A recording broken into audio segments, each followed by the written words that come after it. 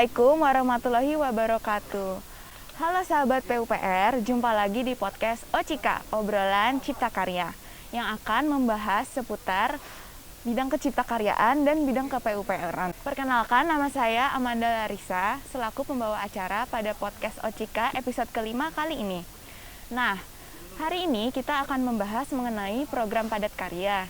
Di episode kali ini kita akan mendengar langsung dari narasumber kita mengenai program padat karya. Di samping saya telah hadir narasumber kita, Mbak Dwi. Selamat pagi Mbak Dwi, apa kabar? Pagi Mbak Manda, alhamdulillah sehat Mbak Manda. Senang sekali saya di sini bersama Mbak Manda ya.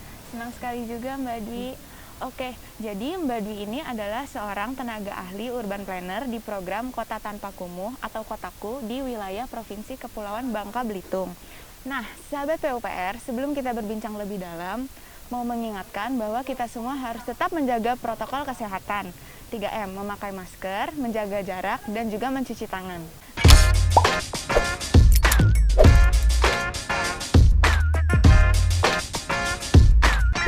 Sebelum kita masuk ke pertanyaan-pertanyaan lebih lanjut, Mbak Dwi, mau tanya sebenarnya apa sih ruang lingkup dari TA Urban Planner itu? Ya, terima kasih Mbak Manda ya. Jadi di program Kotaku kita banyak sekali tenaga ahli ya. Saya salah satunya sebagai tenaga ahli di bidang urban planner atau perencanaan wilayah. Jadi untuk di tim perencanaan sendiri kita ada tenaga ahli urban planner, ada tenaga ahli kolaborasi dan pendanaan, kemudian ada tenaga ahli safeguard ya. Jadi kami bersama satu tim untuk di program Kotaku kita punya step untuk di tahap perencanaannya, yaitu inventarisasi misalnya kegiatan-kegiatan yang akan dilaksanakan di program Kotaku. Jadi kita cross check dan kita verifikasi apakah kegiatan itu layak dibangun dari program Kotaku, seperti itu. Jadi lebih banyak berkecimpung di bagian perencanaan ya? Betul sekali Mbak Manda. Oke, sahabat PUPR di rumah, pada episode kali ini kita akan menambah wawasan sahabat PUPR mengenai bidang keciptakaryaan atau ke-PUPR-an, karena banyak dari sahabat di rumah yang selama ini berpikiran bahwa bidang ke-PUPR-an ini banyak kan mengerjakan jembatan, jalan, pengaspalan, dan pengerjaan gedung-gedung besar, padahal sebetulnya program Cipta Karya ini juga banyak melakukan hal lain. Kita langsung masuk ke pertanyaan aja ya, Mbak Dwi. Sebenarnya mau bertanya, CFW ini adalah kegiatan apa sih? Gitu. CFW ini kan singkatan dari Cash for Work ya. Kalau dalam bahasa Indonesianya itu padat karya tunai. Jadi ini adalah salah satu program baru dari program Kotaku yang tujuannya itu adalah memberikan penghasilan tambahan bagi masyarakat yang terdampak COVID. Melalui kegiatan perbaikan maupun pemeliharaan kegiatan infrastruktur. Intinya seperti itu, Mbak. Oh ya, jadi ini adalah program pemerintah dalam rangka kalau nggak salah ini ya untuk meningkatkan perekonomian juga ya. Betul di masa-masa sekali. pandemi seperti ini. Betul sekali. Oh ya, terus kalau ini penerima manfaat dari kegiatan Cash for Work ini sebetulnya siapa ya, Mbak Dwi? Jadi untuk penerima manfaat ini ya, untuk diketahui sahabat PUPR juga di sini penerima manfaatnya itu adalah masyarakat berpendapatan rendah atau MBR atau warga miskin yang terkena dampak COVID. Kemudian ada juga masyarakat yang mengalami pemutusan kerja ya atau PHK ataupun pengangguran yang juga terdampak COVID. Kemudian untuk pelaku ya ataupun tukang yang di CFW ini itu adalah pencari nafkah utama di keluarga tersebut, entah itu laki-laki ataupun perempuan, tapi tidak boleh anak-anak. Seperti itu. Jadi tukang-tukang yang bekerja pada program padat karya tunai atau CFW ini adalah masyarakat tadi yang kriterianya telah Mbak sebutkan ya? Iya, betul sekali Mbak. Kemudian tapi kan karena ini adalah masyarakat ya Mbak Dwi, bagaimana dengan masyarakat yang tidak memiliki keterampilan pertukangan tadi gitu? Karena kan pembangunannya kalau nggak salah pembangunan infrastruktur ya? Betul sekali. Jadi tukang ataupun pekerja yang tidak memiliki keterampilan sama sekali itu pasti kita jelaskan ya terkait prosedur pekerjaannya seperti apa, kemudian untuk perbaikan yang infrastrukturnya dengan kerusakan tingkat kerusakan sedang ataupun ringan ataupun berat seperti itu. Nah, kemudian pastinya akan ada pembekalan ya, seperti pelatihan seperti itu. Terus dan tidak semua pekerja yang dipekerjakan di kegiatan CFW ini atau Cash for Work ini semuanya tidak memiliki keterampilan. Pasti ada salah satu atau salah dua tukang ya yang memang bekerja sebagai tukang ataupun yang memang pernah ataupun sudah biasa melakukan kegiatan seperti ini, pembangunan seperti ini, seperti itu.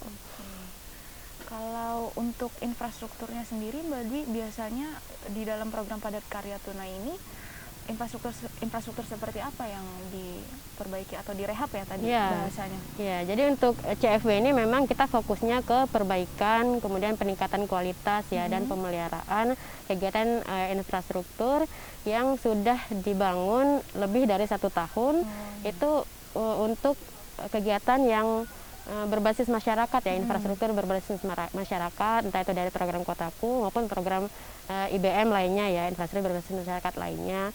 Itu seperti drainase ya, kemudian perbaikan drainase, kemudian pemeliharaan jalan beton maupun jalan konblok, dan yang pastinya memang harus kegiatan infrastruktur berbasis masyarakat, bukan kegiatan yang bersumber dananya dari APBN maupun APBD seperti itu. Oke deh, terus kalau ini di masa pandemi seperti ini, di mana protokol kesehatan itu kan sangat penting ya Mbak Dwi. Betul sekali. Bagaimana sebetulnya Mbak Dwi mungkin selaku TA dan tim menerapkan protokol kesehatan di dalam program Padat Karya ini? Jadi untuk prosedur pelaksanaannya pasti ya kita harus pertama itu memenuhi protokol kesehatan. Kemudian terkait SMK 3-nya juga ya, sistem manajemen keselamatan kesehatan kerjanya juga pasti sangat diutamakan. Kemudian pastinya kita terkait COVID ini ya, memberikan vitamin, kemudian menyediakan alat-alat kesehatan seperti hand sanitizer, kemudian masker, kemudian pada saat mulai kegiatan itu semua pekerja atau tukang itu selalu dicek suhu tubuhnya, kemudian setiap hari diberi vitamin sebelum atau sesudah makan siang, kemudian menjaga jarak pasti ya, protokol kesehatan itu pasti. Kemudian apabila pada saat pekerjaan sedang dilaksanakan, kemudian ada tukang atau pekerja yang positif COVID ini ya, jadi pekerjaan harus dihentikan sementara selama 14 hari.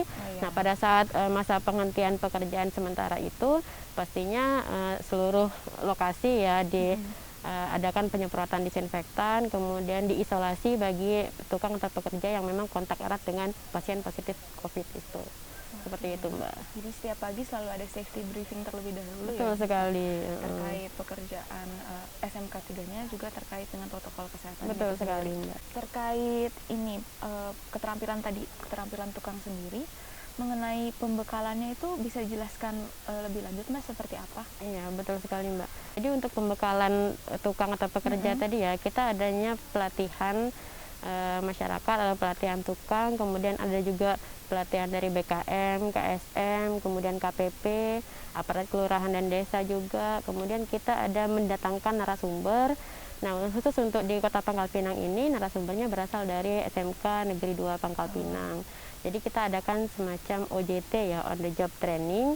Jadi pertama narasumber tersebut memberikan materi terkait tata cara pembangunan, perbaikan, pemeliharaan, kemudian terkait infrastrukturnya seperti apa idealnya. Kemudian setelah materi diberikan, kita ada on the job training, langsung praktek di lapangan dengan didampingi oleh narasumber tersebut, seperti itu. Jadi semuanya memang sudah ibaratnya dilatih ya, dan diharapkan agar kegiatan yang dilaksanakan untuk CFW ini sesuai dengan apa yang diharapkan dan sesuai dengan prosedur yang memang sudah ditetapkan. Bagus sekali ya Mbak, berarti programnya ini terkait pembekalan karena masyarakat jadi bertambah wawasannya mengenai ketukangan, kemudian mengenai protokol kesehatan tadi juga. Nah Mbak Dwi, program Kotaku Cash for Work ini kan di seluruh provinsi Indonesia ya. Betul. Kalau di Provinsi Kepulauan Bangka Belitung ini ada berapa lokasi yang ada program CFW-nya? Iya, jadi untuk di Provinsi Kepulauan Bangka Belitung ini untuk lokasi sasaran CFW ya kita ada 30 kelurahan sebagai lokasi sasaran CFW. Nah, untuk di Pangkal Pinang sendiri khususnya kita ada 9 kelurahan sasaran CFW. Nah, ini salah satunya di Kelurahan Asam ya ini ya. Dengan kegiatan perbaikan ataupun pemeliharaan drainase lingkungan sepanjang 44 meter. Oh iya, 44 Gitu. meter. Nah, Mbak Dwi, kalau untuk alokasi dana yang diberikan pada program Cash Forward Kotaku ini berapa sih per lokasi kelurahannya? Ya, untuk program CFW ini ya satu kelurahan itu atau lokasi sasaran CFW itu ada 300 juta Mbak. Jadi untuk upah tukang dapat tenaga kerja karena ini kan fokusnya kita adalah memberikan bantuan ya berupa biaya upah tenaga kerja. Jadi untuk pemberian upah tenaga kerja itu dilakukan setiap hari Sabtu.